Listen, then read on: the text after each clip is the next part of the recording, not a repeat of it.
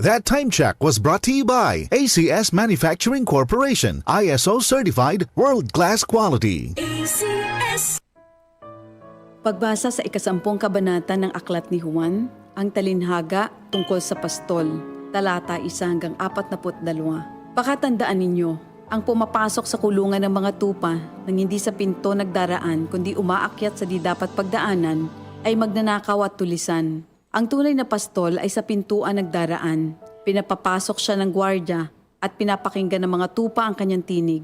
Tinatawag niya ang kanyang mga tupa sa kanilang pangalan at inilalabas sa kulungan. Kapag nailabas na, siya'y nangunguna sa kanila at sumusunod naman ang mga ito sapagkat kilala nila ang kanyang tinig. Hindi siya sumusunod sa iba kundi patakbong lumalayo sapagkat hindi nila kilala ang tinig ng iba. Sinabi ni Jesus, ang talinhagang ito, ngunit hindi nila nauunawaan ang ibig niyang sabihin. Kaya't muling sinabi ni Jesus, pakatandaan nyo, ako nga ang pintuang dinaraanan ng mga tupa. Ang mga nauna sa akin ay mga magnanakaw at mga tulisan, ngunit hindi sila pinapakinggan ng mga tupa. Ako ang pintuan. Ang sinumang pumapasok sa pamamagitan ko ay maliligtas. Papasok siya't lalabas at makakatagpo ng pastulan. Dumarating ang magnanakaw para lamang magnakaw, pumatay at manira. Naparito ako upang ang mga tupa ay magkaroon ng buhay, ng isang buhay na masagana at ganap. Ako ang mabuting pastol. Iniaalay ng mabuting pastol ang kanyang buhay para sa mga tupa. Ang bayaran ay tumatakas kapag may dumarating na asong gubat. Iniiwan niya ang mga tupa, palibas ay hindi siya pastol at hindi kanya ang mga ito. Kaya't sinusunggaban ng asong gubat ang mga ito at binubulabog. Tumatakas siya, palibas ay bayaran lamang at walang malasakit sa mga tupa. Ako nga ang mabuting pastol, kung paanong kilala ako ng Ama at siya kilala ko, gayon din naman kilala ko ang aking mga tupa at ako'y kilala nila. At iniaalay ko ang aking buhay para sa aking mga tupa. Mayroon akong iba pang mga tupa na wala pa sa kulungang ito. Kinakailangan sila'y ipasok ko rin at papakinggan naman nila ang aking tinig. Sa gayon magiging isa na lamang ang kawan at isa ang pastol. Dahil dito'y minamahal ako ng Ama, sapagkat iniaalay ko ang aking buhay upang ito'y kunin kong muli.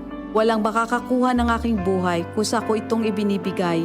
Mayroon akong kapangyarihang ibigay ito at kuning muli. Ito ang utos na tinanggap ko sa aking Ama. Dahil sa mga pananalitang ito, hindi na naman nagkaisa ng palagay ang mga Hudyo. Marami sa kanila nagsabi, talagang sinasapian na ito ng demonyo at nababaliw. Bakit ba kayo nakikinig sa kanya? Sinabi naman ng iba, hindi nakakapagsalita ng gano'n ng isang sinasapian ng demonyo. Nakakapagpagaling ba ng bulag ang demonyo? Taglamig na noon at kasalukuyang ipinagdiriwang sa Jerusalem ang pista ng pagtatalaga ng templo. At habang naglalakad si Jesus sa templo, sa portiko ni Solomon, pinaligiran siya ng mga Hudyo at sinabi sa kanya, hanggang kailan mo ba kami ilalagay sa alanganin? Kung ikaw nga ang Kristo, sabihin mo na ng tuwiran.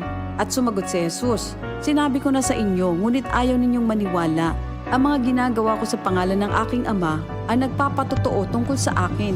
Ngunit ayaw ninyong maniwala sapagkat hindi kayo kabilang sa aking mga tupa. Nakikinig sa akin ang aking mga tupa.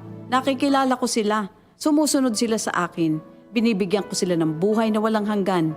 Kailan may hindi sila mapapahamak at hindi sila maaagaw sa akin ninuman.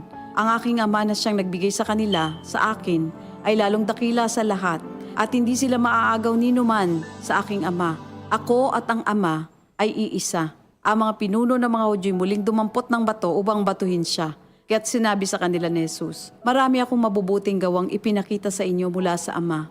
Alin ba sa mga ito ang dahilan at ako'y inyong gustong batuhin? Sumagot ang mga pinuno ng mga Hudyo, hindi dahil sa mabubuting gawa kaya ka namin babatuhin, kundi dahil sa paglapastangan mo sa Diyos, sapagkat nagpapanggap kang Diyos, bagamat tao ka lamang. Tumugon si Jesus, di ba nasusulat sa inyong kautusan? Sinabi ko, mga Diyos kayo. Mga Diyos ang tawag ng kautusan sa mga pinagkatiwalaan ng salita ng Diyos, at hindi maaaring ipawalang bisa ang sinasabi ng kasulatan. Ako'y pinili at isinugo ng Ama. Paano ninyo ngayon masasabing nilalapastangan ko ang Diyos? Dahil sa sinasabi kong ako ang anak ng Diyos? Kung hindi ko ginagawa ang mga pinapagawa ng aking Ama, huwag niyo akong paniwalaan. Ngunit kung ang ginagawa ko ay ang mga ito, paniwalaan ninyo ang aking mga gawa kung ayaw ninyong maniwala sa akin. Sa gayon matitiyak ninyong nasa akin ang Ama at ako'y nasa Kanya. Kaya tinangka naman nilang dakpin si Jesus, ngunit siya'y nakaalis. Muling pumunta si Jesus sa ibayo ng Jordan sa pook na dating pinagbautismuhan ni Juan. Habang naroroon siya'y maraming lumalapit sa kanya. Sinasabi nila, si Juan ay walang ginawang himala, ngunit totoo ang lahat ng sinabi niya tungkol sa taong ito. At doon, maraming sumampalataya kay Jesus. Ito ang salita ng Diyos. Ito ang DCXL News. 558 kHz. 6 na dekadang maaasahan sa balita at serbisyo publiko. Ang himpilan ng RMN Network sa Mega Manila. Live sa radyo at online.